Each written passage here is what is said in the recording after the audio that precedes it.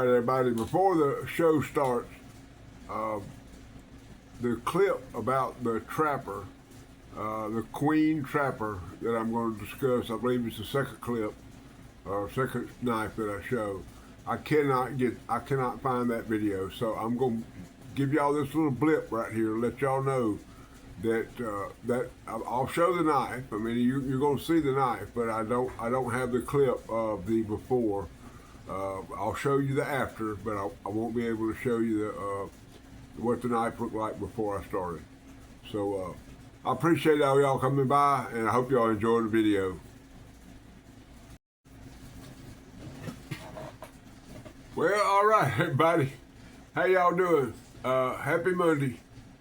The chain. You know, today is the first day of fall, and something. I walked outside out to where my buffing station is to buff a knife, and immediately I noticed a change.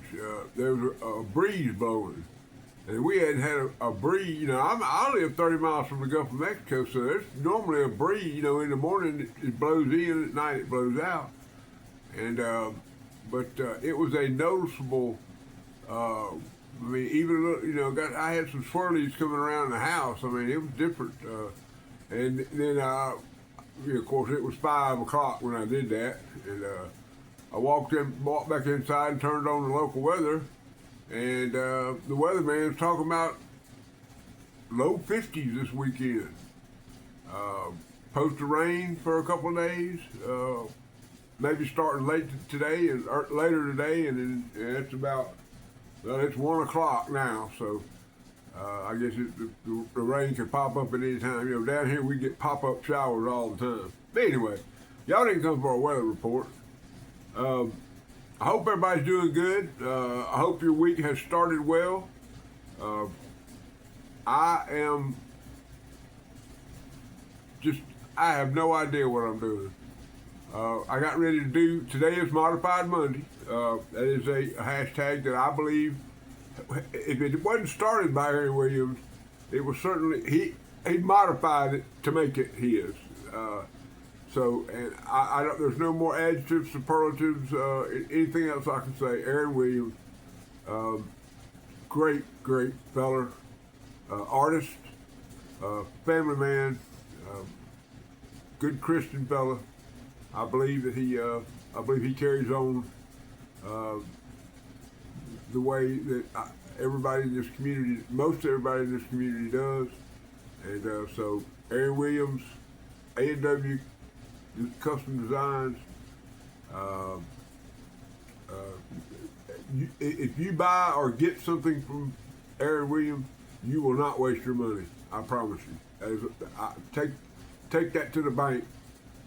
I think that's all I can tell y'all. All right.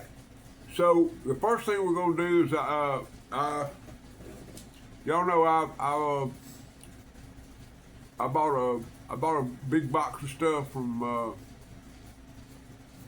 the OG up there in Kentucky, Clark, Kentucky now, and in that box was a Congress pocket knife. And it had issues. It had a lot of things that I'll explain once we come back. But what I'm going to do now is I'm going to show you. This is a 4-blade Congress knife. It's probably 4 inches, but it don't look like it did when it got here. And there was like I bought a box or a bag of knives, and this was one of them that was in there. There's probably 5 or 6 knives in that bag. I got it off of his Whatnot. I think he's got a show coming up on the 2nd of October, will be his next show. And so if you go on Whatnot and you buy stuff on Whatnot, then go on over. He's got 1,000 followers, so he's doing something right. Okay, most of the guys that start Whatnot, that takes a minute. I don't think he's been doing it, but a year. I don't know exactly how long he's been doing it, but everything about his Whatnot channel is professional. From the packing, the shipping. Of course, he can't control UPS, but my package left up there, and 2 days later it was delivered here. So the OG. Okay, Dwayne Clark, the Clark Kentucky Nine, and like most men, uh, good men, there's always a woman behind them, and Miss Donna is just an outstanding individual. When they came down and visited us at the show in Wiggins here, I had 2 or 3 moments where I spoke with her. We had a good conversation. I kind of guided them to where a restaurant was, and I told her what the fauna and the atmosphere and all that was in the restaurant. And I believe, if I remember correctly, they made a comment about it on the way home, or one of the videos that when they got home, about how much they enjoyed the restaurant. So, I was blessed that I could help them. So anyway, all right. So what I'm going to do now is I'm going to pause. I'm going to play y'all a clip of this knife, 4-blade Congress, and then we'll come back and talk about it.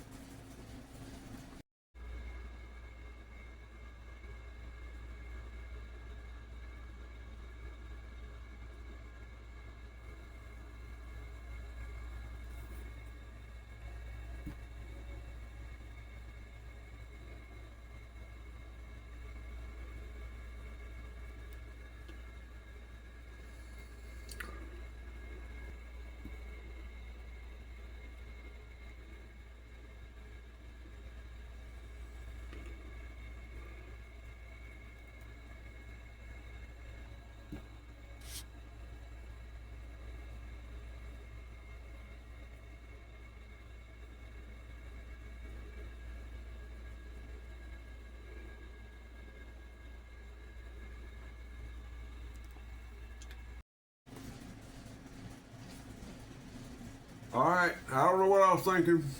I didn't do. Y'all know I try to be a promoter.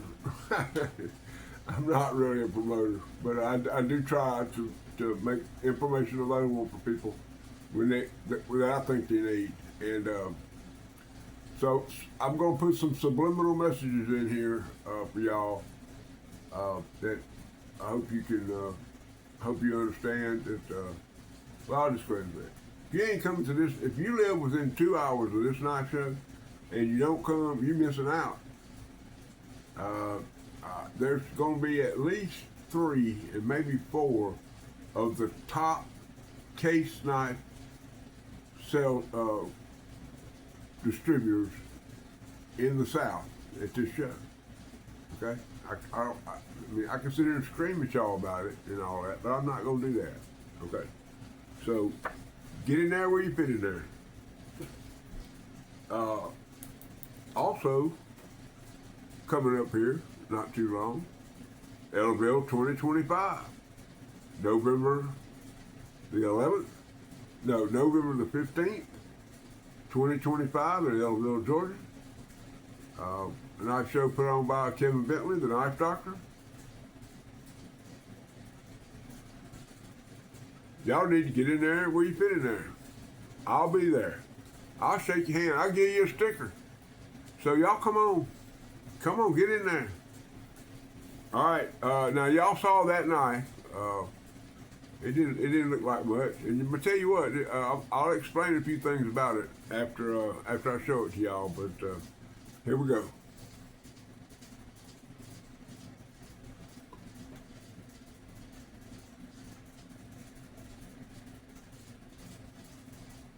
Four-blade Congress. Now, they call this knife the pattern of Congress is because when this pattern was first started or first came around, people started having them, like Abraham Lincoln. This pattern came during his time in Congress. And he was a congressman before he was a president. Anyway,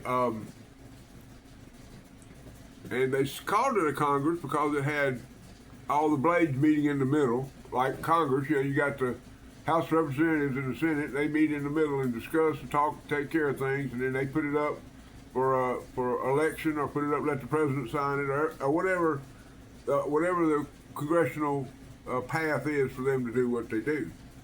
Anyway, most of the guys in the early part, like Abe Lincoln, originate. You know, they called him he was a rail splitter, and the reason that the reason he cleared land and split the rails was to make a fence for his farm, and he would farm and probably grow cotton. I don't know that if he was a cotton farmer or what he farmed, but he farmed something. But most of those guys in Congress were either cotton growers or farmers, you know, and they like to whittle. Now this knife sometimes comes with this has two pen blades, and we'll talk about them in a minute. The two pen blades, and it has two sheep foot blades. Okay, I think it's beautiful now. If y'all looked at the clip that I put in there, but it still has lots of problems, and I had to address all those. First of all, none of the blades would close all the way. They were all sticking up. The pin blades on here were all misaligned, and no matter which way I put them, they wouldn't line up. I couldn't get them to line up. All the blades down in there. So you'll see this one. I modified it pretty good because it was rubbing real bad. This one over here I had to shorten. It's got a little burn right there on the tip because I had to put these on a belt grinder and reshape them, which I don't like to do because the knife was made by somebody that had an idea to do. So I reshaped the blades, but I got it to where it all over the clothes. Now, okay, all the kicks. Let me show you. So this right here, this little part that sticks out right there, that's called the kick. And you can see that I have sanded that kick down. I had to sand all four kicks to get this knife to close properly. Okay, so I'm gonna close it up for y'all. Now the pin blades both have half stops, but the two main blades don't. So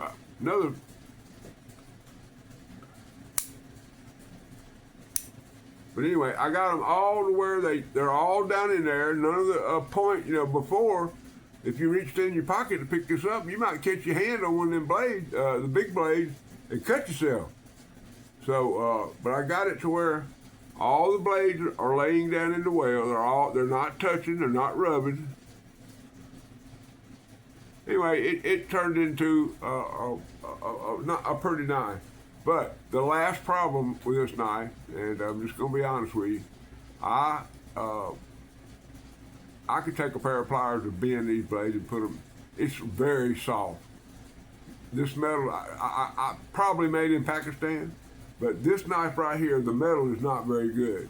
Will it hold an edge? Yes, I got an edge on there, but if you put this any pressure at all on one of these blades, you're probably going to break it.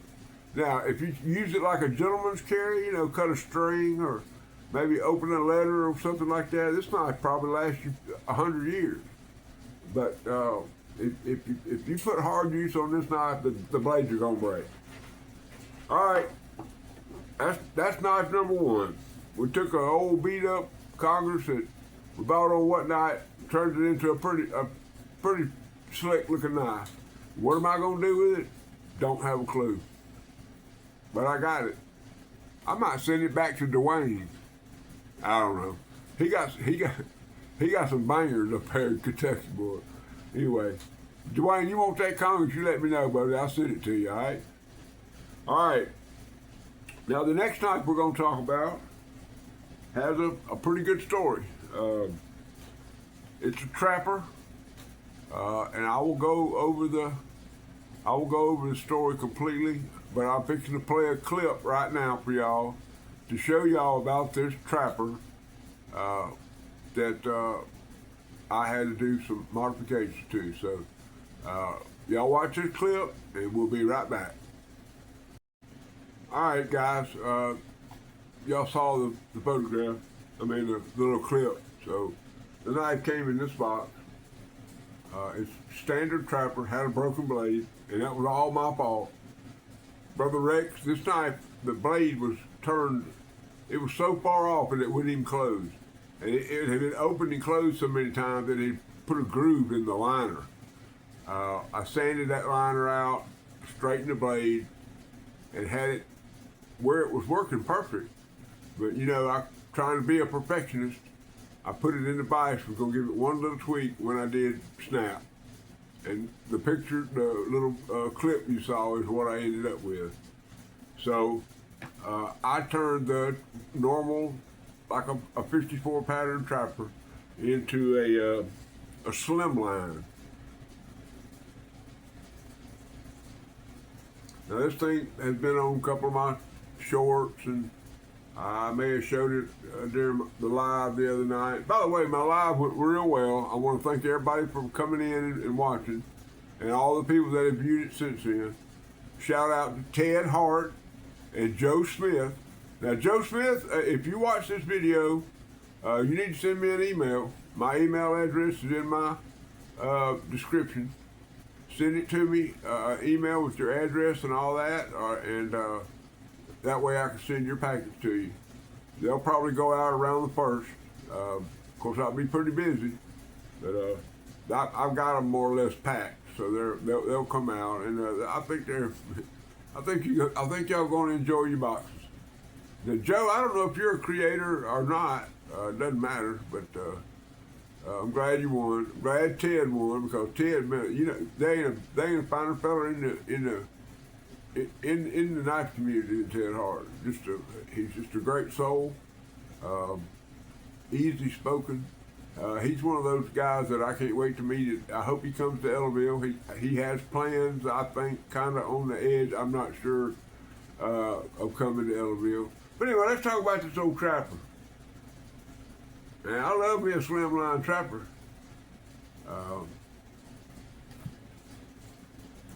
Got your half stop.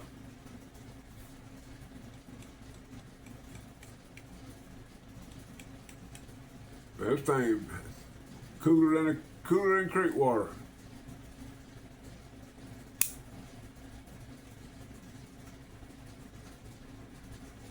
That saw cut bone.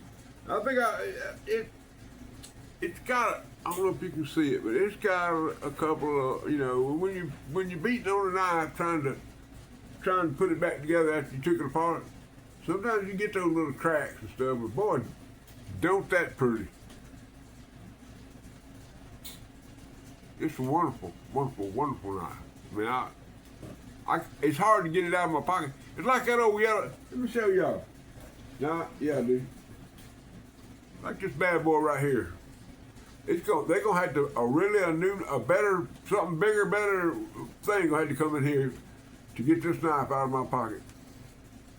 All right. That right now, that's everything. That's all. That's everything about everything. Tell you, Bear & Son. If y'all don't have any Bear & Son products, I don't know what to tell you. But Slimline Trapper from Queen, which they didn't produce this knife. The only way you can get one is to make one. And this is it. All right, guys. I got one more cutter we're gonna talk about, and I will play a clip right here, and then I'll go into the whole smooth about why this knife is something that just blew my mind. It's a fixed blade. Y'all ready for that?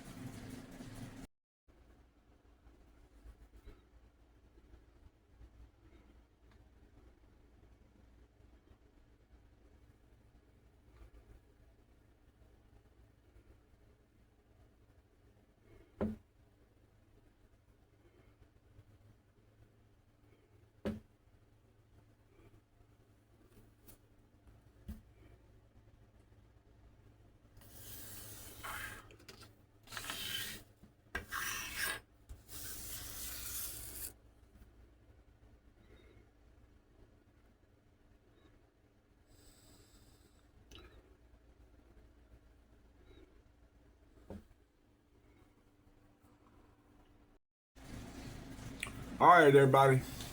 If y'all look at that clip right there, y'all see that that's, if y'all, those of you that know, you know. Anyway, a while ago, before all this happened, every morning I get up and the beginning of my day starts with a cat up there in El Dorado, Arkansas.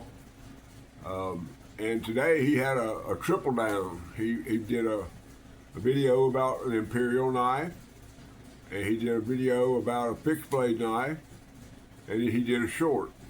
And his fixed blade segment or the video that he did about that was Fixie45, and that's FIXIE hashtag Fixie, 4 the number, and then FIVE. So he challenged people to carry a fixed blade for 5 days. Well, I've texted him and or DM'd him and told him that I accepted the challenge.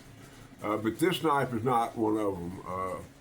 This is just I was working on this knife while that video came out. I will, for the next 5 days, starting on Tuesday, I will carry a fixed blade for the next 5 days. Anyway, but y'all know this cat, and we're going old school now. Old school sticker right here, HTZDC. Okay, and he's been an inspiration. He's my friend. Very informative. He knows his deal. He knows what's up. His wife is beautiful. Her channel is kicked off. Y'all need to go and subscribe. Well, subscribe to both of them, HTZDC and the Barlow Queen. Y'all, because I have a goal. My goal is to get her to 1,000 subscribers as soon as possible. And y'all, I mean, it's a channel that you can watch with your wife. Now you may have to sit through a cooking some kind of corn smash up for football games. You may have to listen to her talk about the Lord Jesus Christ. But it's okay because that's what she does. Okay, and she's being real. Ain't nothing fake about her. Y'all get in there where you fit in there. Of course, Harold Terry is he's a knife tuber from he's been going for a minute, and so what can I say? They are knife tuber couple royalty. That's all I can say about it. All right. Well, y'all saw the clip. Well, let's go over the history first, and I'm gonna read this. I put on my goggles, and I've got it on my other phone, my media phone. I'm filming this on the everyday phone, and I got my media phone down here, and I'm gonna read to y'all about this company. The Powell Cutlery Company was a manufacturer of knives and razor blades that operated in the mid-30s to the early 1950s, with the key location being in Plattsburgh, New York, and later Holyoke, Massachusetts. The company is known for acquiring the Remington Arms in 1939, a move that led to the production of military knives like the R-36. Y'all remember that? The combat knife used during World War II that Powell also manufactured. So the same people that were making the Remington fighting knives that are legendary and made the Powell R-36 and legendary fighting knife. This is a legendary fighting knife, and in this condition, it's pretty valuable. Powell also manufactured razor blades before its operations were absorbed by the they were bought out by the American Safety Razor in 1939 and led to the eventual closing of the Plattsburgh plant. I don't think any of this. They acquired in 1939, 1940. Powell purchased Remington Arms, the cutlery division of Remington Arms, and gained access to their machinery, the design, and the factory in Holyoke, Massachusetts. Powell became a significant supplier of military knives, including the highly recognizable RH-36 military fighting knife for the U.S. military. After the war, PAL's names changed. After the war, their name changed to Persona, which anybody that when my age they first started to shave. Persona was a they made replacement razor blades for old screw down a T-type razor. In 1953, the company was acquired by American Safety Razor in Pittsburgh, and in 1943, due to a labor unionization. So, anyway, the pocket knife company also. PAL also made pocket knives, but mostly jackknives. Anyway, that's a little information about the PAL company. Now here we go. This is the way it came to me. Well, not this is the sheath that it came in, which is the wrong sheath, but this is it. Now, it's a pretty sheath now, but it's the belt thing that holds it in there. It's not connected in the back, and it's very difficult. Every time if you close it, it's hard to get it open because it always wants to spin around on the handle. But so I just leave it open. It fits in there good. Okay, and you get it out of there. Now I was very careful with this knife. I didn't put any sandpaper on it. I haven't done anything to it other than clean it up and polish it. And boy, is she a looker.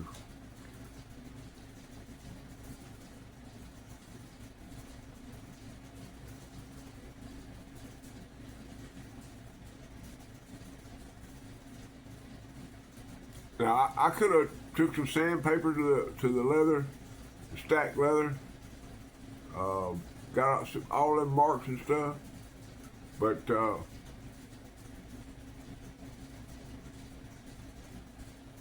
man, this thing's beautiful. And like I say, it's got lots of. You see all those nicks and that's history, man. That's this knife talking to you. Did some military guy, Marine, did somebody kill somebody with this knife, or take their life in combat with this knife? It's got. I didn't try to get out any of the nicks. I didn't try to get out any of the scratches. All I did was polish it. And I hope that's coming through, y'all. Look at this kind of a. I guess you would call that I don't know what color you would call that. I call it like, I don't know. But boy, that thing. Y'all may not get the feels like I do, but this thing's real. This is for real. I'm gonna give y'all the tang stamp.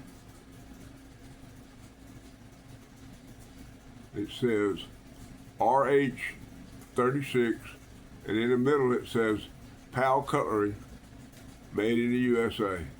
Well, I wish that would come in much better. Anyway, well, after I filmed that last segment, I had a phone call, and the person that was on the phone call was somebody I know pretty good, lives pretty close. And I told him I was fixing to film this segment. And he didn't say he wanted it, but he said lock it down until he got a chance to look at it. So, but if he don't buy it, or we don't trade, it'll be up for sale. It'll be either in Wiggins, or at Ellaville, or at the barn sale. Okay? Now then, y'all know I've been shouting people out. Today's shout out is going to be a fine feller, and I'm shouting this out for a reason. I got some stuff that I need to send him and his daughter. I just hadn't done it. That ain't on nobody but me. You know what I'm saying? But his name is Mike Yarlett. Okay, I'm shouting him out because this guy's got it going on like a chicken bone. He's been a supporter of my channel. He's a fine man. Every time I reach out and ask him a question or something, he's always forthcoming. Of course, he's like me, man. He likes to elbow people in the, give them a little, like me and HT, lefty, but it's fine. Fine family man. His daughter is cuter than us, just as cute as she can be. Miss Ollie. I didn't give to Miss. I got a cutter I'm gonna throw in the bag for Miss Ollie. It ain't nothing special. It's just a little something that I made me smile. And I said, I bet Miss Ollie like that. I got maybe have a couple, two or three. So you might ought to get her one of them double stacked Matco toolboxes. She gonna need it. I can promise you. Anyway, Make Cutlery Great Again is now known as Music City Leatherwork, and Mike, I need some of them stickers. You need to get me a couple down here so when I use your leather work or have your leather work in my videos, I can get that new name out there to the folks. Okay? Y'all go and subscribe. Y'all go and check out Mike Yarlett Jr. at Make Cutlery Great Again and Music City Leatherwork. All right, everybody. Video's long enough. I don't know how long it'll be, and I may not do another one for a couple of days because I had 10 knives that I had restored, getting them ready for the shows. I got a bunch of little pen knives and stuff that I've been working on. 4 or 5 big knives, belt sheath knives that I'm working on. Get them ready. I got a lot of stuff, man. I'm working. I got up at 4:30 this morning. I've been working. I mean, I walked in from the buffer and sat down and started filming. So, but there's one more thing before we go. I forgot about it. I looked over here and seen this sitting here, and just it brought something back to me real quick.